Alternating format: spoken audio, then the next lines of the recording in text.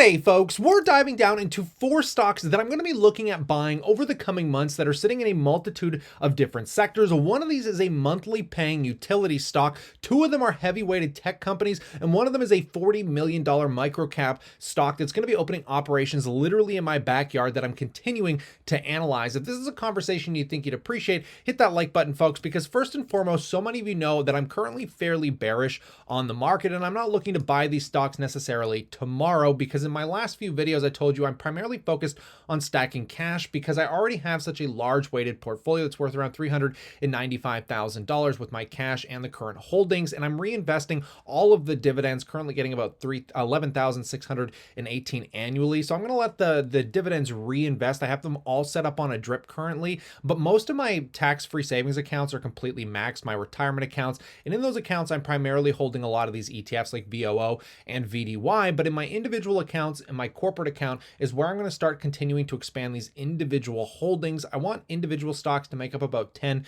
to 15% of my entire portfolio. So for the time being, sitting on about 25,000 in cash, I'm going to get this to around over 30,000, and then I'm going to start looking to deploy depending on the current market conditions. And again, if the market goes flying up from here, I'm just fine. And if it continues to drop, it's going to better give me advantage on these stocks. So let's get into this with numero uno, Northland Power. This was literally the first stock I ever bought in my portfolio several years ago. I saw incredible returns coming in to this year where I actually liquidated it out of my tax-free savings account in favor of those ETFs. But now that I'm looking to buy some of these individual stocks in my corporation, I figured that this should come back on my buy list as the stock starts to come down. You know, it has outperformed the S&P 500 this year, trading up 1%. The current dividend yield is not necessarily that appealing at just over 3%, but when you pair it with that 5-year growth, you're looking at returns of over 70% here, guys, with a PE ratio of 13. It is a very stabilized company, and if you've never heard of Northland Power, it's the 3rd largest provider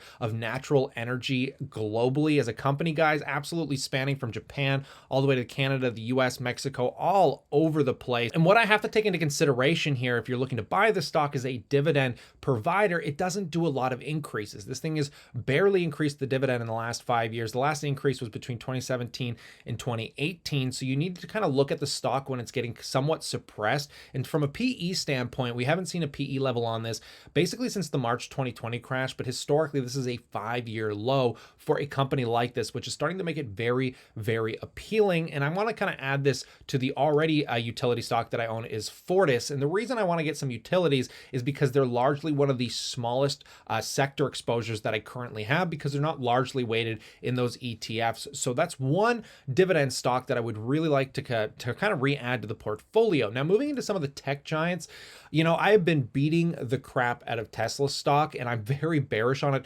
short term. And I'm bearish because I want to buy back into it. And the lower this valuation gets, the happier I'm going to be. The problem is I don't know how low it's going to go. And based on the current macroeconomics, I'm praying this thing continues to drop so I can re-add it back. Many of you know I made a small fortune on this company, buying it back in 2019 and riding the wave back up. And I sold out of the entire position, which is really working to my favor because I did sell it more toward the beginning of the year, between $200 and $300 a share. So I am looking to repurchase those shares back. Tesla recently just announced that they're going to be delivering the semi trucks, which have been long awaited. Pepsi was at the recent event, the CEOs, and they were all congratulating Elon Musk and Tesla and all the workers for finally delivering this vehicle, which can actually provide up to 500 miles, way more efficient. Ton of details. I suggest you go look at the truck release. But again, this isn't the reason that I'm specifically buying it. I'm buying it because of this is an AI focused company. I know most people like to think of this as a car company, but I do believe because they're so AI focused, and I think there's going to be so much value in that. And the fact that they've been able to grow so aggressively just off the auto market without expanding into these other, you know, cherry on top of the cakes, as I like to call them, I just think this is going to start building up to a good buying opportunity. And just taking a look, guys, I mean, from the PE peak in 2020, they're toward, what was that, the end of 2020? Either way, the PE ratio hit over 1,000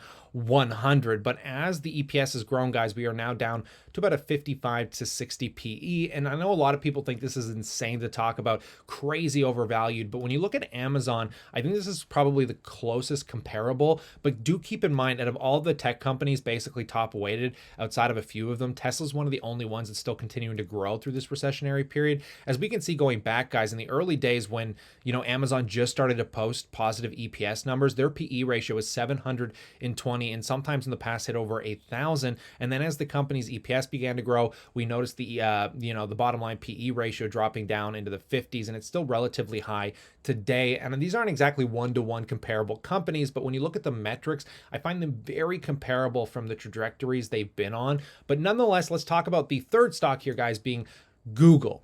Google, I don't think I have to explain this one. I work for them. A lot of my income, most of my income right now comes from Google and YouTube. And I'm really concerned in the short term for this because as a marketer who works with a lot of marketing agencies, I have seen just absolute tyranny, like people going under left, right, and center. I look at publicly traded smaller cap marketing companies and they've been devastated, seeing like drops in their revenue of 50%. I've been seeing corrections in my personal business revenue of anywhere from 30 to 50%. And Google's been just holding on, but we are seeing a wicked slowdown in their earnings per share, right? Like, I think this is going to be a trend that'll continue into 2023. And for as long as this trend continues, Google should continue to see some more suppressed prices. I think once the PE ratio gets probably into the upper teens, somewhere between 15 and 20 rather than above 20, I will be more intrigued to start buying it. What do you guys think about Google? Do you think it's going to keep dropping? Do you think it's too cheap at this level? I just have a hard time believing they're going to see any substantial growth, which should lead to a continued decline in the stock price. So let's move into the fourth and final company on my list, which was actually a recent sponsor of this channel. And I know a lot of you don't like the sponsored videos. First of all, you don't like microcaps. You're all terrified of growth,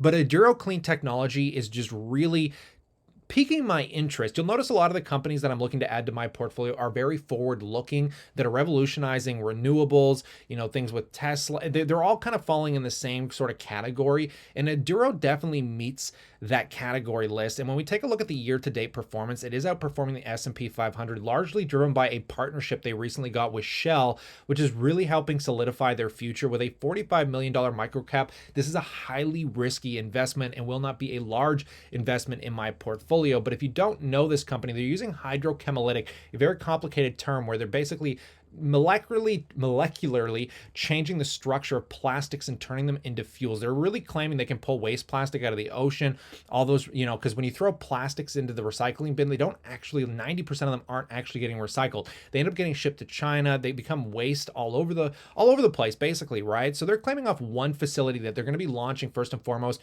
in my backyard, that they're going to be able to make off licensing alone 1.5 million and 3.2 million just off this one facility, basically processing 8,500 tons of plastic. And from there, they're going to be able to scale. And the timeline for this is really cut down. I mean, by 2025, they plan on having multiple commercial units operational and scaled to customer capacity. And before the Shell deal, I wouldn't have been really that intrigued. But the fact that they've gotten that kind of attention from such an oil conglomerate, I think it's really going to solidify this path, this fast track path to production. Now, this is a company, guys, that's focused on three major kind of pivotal sectors, with first and foremost, I think the most pivotal, which is the end life of plastics and polymers, which they claim is a $45 billion global issue that they could tap into. Now, the second main vertical being upgrading heavy crude to lighter crude. And then the third vertical is upgrading renewable oils to renewable diesels. So it's no surprise why Shell has taken a lot of attention to it. And there are a few competitors in this space that I'm going to be talking about in further videos down the road. And again, this is just one of those companies that I'm very glad that sponsored my channel because, like I said, I go through hundreds of companies, guys, and sometimes some of them just click with me like, MindMed did back in the day. So this one definitely made the list and fits in that category that we see across the board here when it comes to renewables and just future forward looking companies. And the risk profile of each of these are so dramatically different that I feel like they can relate to every investor out there. But do keep an eye out and do consider subscribing because I'm going to continue to update this because I do have a lot of goals coming into 2023. I really want soon to be having my dividends reach 1,000 a month, which is another reason that I do want to pivot into a few more individual holdings just to finally round out balance the portfolio, finally get everything set up on a drip, and then again, just continue to cost average and take a big breath, because I think 2023 is going to be a year of pure patience in this market. I don't know if we're coming or going, but I'll pass that question off to you. I'd love to know what you think in that comment section below, but stay cool, stay awesome, and as always, I'll catch you in the next one.